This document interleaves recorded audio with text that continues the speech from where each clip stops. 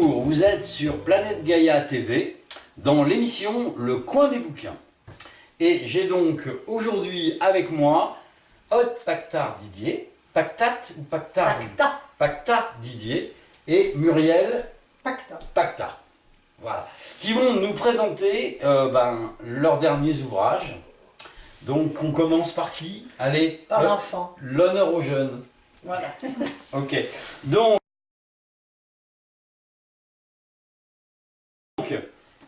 le portillon. C'est ça. Là tu peux faire un petit zoom dessus.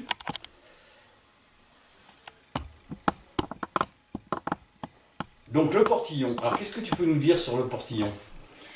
Le portillon, c'est l'histoire d'un interdit qui va être transgressé à l'âge de 10 ans et de 14 ans pour deux de mes personnages, puisque l'histoire se passe dans la Drôme et que je mets en scène un propriétaire terrien qui a un métayer qui travaille pour lui.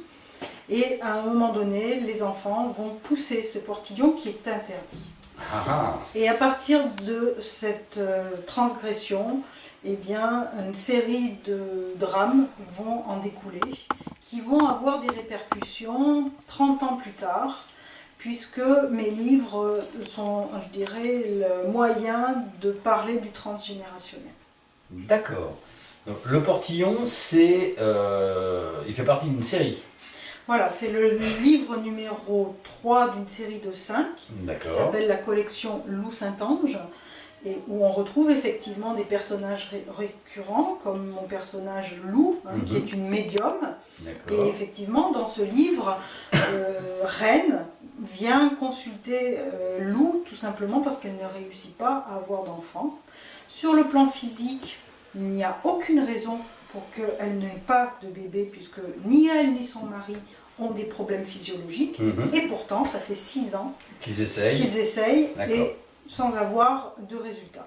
Et lors de la consultation donc, de tarot, puisque mon personnage est tarologue plus psychologue, il va tout de suite émerger un problème lié à l'enfance, enfin pas l'enfance, plus exactement la jeunesse de son père, qui bien évidemment, comme dans toutes les familles, a été tue.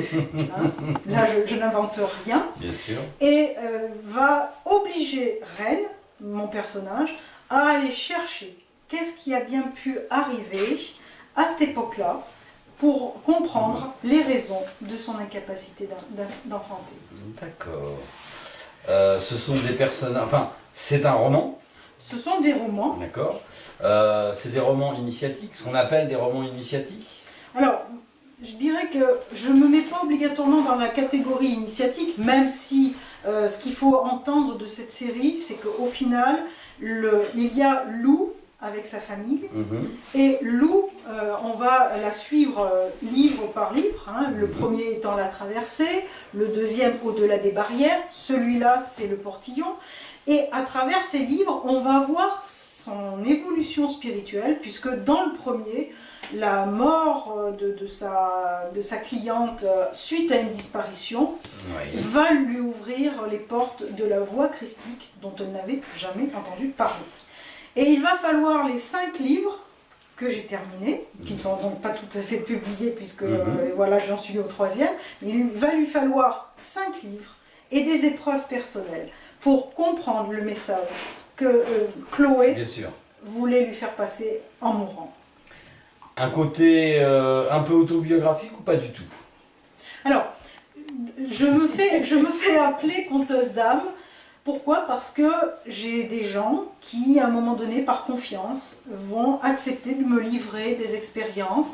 Et dans le portillon, j'ai une jeune femme qui s'appelle Corinne, dont je donne un remerciement à la fin, qui m'a conté son histoire. Et effectivement, j'avais commencé à écrire le portillon, et puis j'étais restée sans inspiration pendant des années. Et un jour, Corinne, puisqu'elle s'appelle Corinne, a commencé à me parler de son histoire, puisque ses parents travaillait pour un propriétaire terrien. D'accord. Et quand elle m'a amené voir la propriété.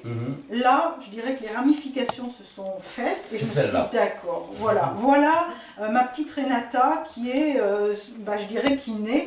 Et à partir de là, le livre a été écrit en très peu de temps. D'accord. Okay. Donc, il y a une partie grâce aux témoignages de gens qui me font confiance. Et puis, il y a peut-être un petit peu de moi dans certains personnages. Oui, j'imagine. Donc, le premier de la série s'appelle La Traversée. La Traversée. Le deuxième Au-delà des barrières. Au-delà des barrières. Donc là, le portillon. Voilà. Et le quatrième s'appellera Les squatteurs de l'impasse Chaboulé. Waouh. Voilà. Donc en définitive, à part celui-là, qui est un petit peu différent, je traite de disparition. Donc il y a une enquête de gendarmerie.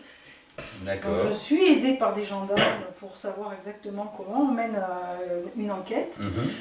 Celui-là est un peu à part. Et ça, c'est un peu réel ou c'est complètement fiction? C'est inspiré. D'accord, donc tu as rencontré des gendarmes? Alors ça oui, d'accord. Je dirais que j'ai à la fois des données réelles, c'est-à-dire qu'effectivement réussir à mener une enquête de A à Z, c'est très compliqué. Oui, c'est pas du tout ce que l'on voit à la télé. Voilà, c'est-à-dire que c'est pas Commissaire Moulin. J'aimerais bien parce que je l'aimais bien. Mais les moyens qu'on donne à la télé ne sont pas du tout les moyens que les gendarmes ont. Dans la réalité, oui, bien sûr. Et les procédures, c'est surtout ça la difficulté. Les procédures sont très complexes. Donc à chaque fois que je veux interroger ou mettre en garde à vue, etc., je demande est-ce que c'est bien à ce moment-là, comment ça se passe. Voilà, donc ça c'est le côté que j'ai eu envie d'écrire depuis des années. J'adore les polars, faut reconnaître, mais avec un côté très psychologique et puis un fond spirituel parce que mes personnages, par leurs épreuves, sont quand même obligés de se poser à un moment donné quelques questions. Oui, bien sûr. Influence de maman dans l'histoire ou pas du tout? Alors, je pense que l'influence est héréditaire. À partir du moment où on a une maman qui écrit, ça compte dans une vie. Bien sûr. Influence aussi de cœur, parce que nous échangeons énormément avec ma mère, depuis toujours. Comme je le disais ce matin, ma mère m'a raconté des histoires, ma mère m'a fait baigner dans le monde, je dirais, de l'imaginaire depuis que je suis petite. Et je crois que ça convenait bien à mon âme de petite fille. D'accord. Ensuite, je crois que notre chance, et elle nous dira tout à l'heure si elle est d'accord, notre chance c'est que nous avons le même don, les mêmes inspirations. C'est-à-dire que nous n'écrivons pas ce que nous voulons. Nous avons vraiment des personnages qui sont vivants, ça paraît... qui vous apparaissent. Voilà, et qui nous guident ce qu'ils veulent. Mais nous avons des voix différentes, complémentaires mais différentes. Et heureusement, parce que sinon, ça serait pas drôle. Voilà. Oui, bien sûr. Aucune interaction de personnages entre les deux histoires. Non, parce que quand ma fille écrit son livre, elle l'écrit de son côté. Moi, j'écris le mien, puis après, elle me le lit, mais c'est déjà écrit. Moi, je ne fais que lui donner un avis, dire tiens, ça c'est vraiment super, tiens, quelle bonne idée tu as eue là. Ah, ben d'où sors-tu ça? Voilà. Mais moi, jamais je n'interviens dans ce que écrit ma fille. Ça n'est pas mon rôle. Comme elle dit, il fut un temps, c'était l'histoire, les histoires de l'oiseau bleu qui duraient des jours et des jours. Je ne sais même pas comment j'arrivais à alimenter encore cet oiseau. D'accord. Mais c'est tout, c'est le respect de... Oui. Ce que je voulais dire, c'est qu'il n'y a aucune influence de personnage. C'est-à-dire qu'il n'y a aucun de tes personnages à toi qui se retrouve dans tes livres à toi. Non. Je l'ai fait dans un qui n'a pas été édité, où effectivement je fais intervenir Claire, pour une conférence, et celui-là n'a pas été édité. Alors il le sera peut-être un jour, mais en tout cas voilà. Mais sinon, non, on est vraiment... voilà. Et puis je crois que c'est important pour que les gens nous différencient, parce que c'est quand même compliqué de différencier deux âmes qui se ressemblent beaucoup. Bien sûr. Oui, pas d'amalgame. Pas d'amalgame, tout à fait. Ok, ben écoute, merci Muriel pour cet entretien. On va faire une petite page publicitaire, une petite pause publicitaire, et on va se retrouver juste après.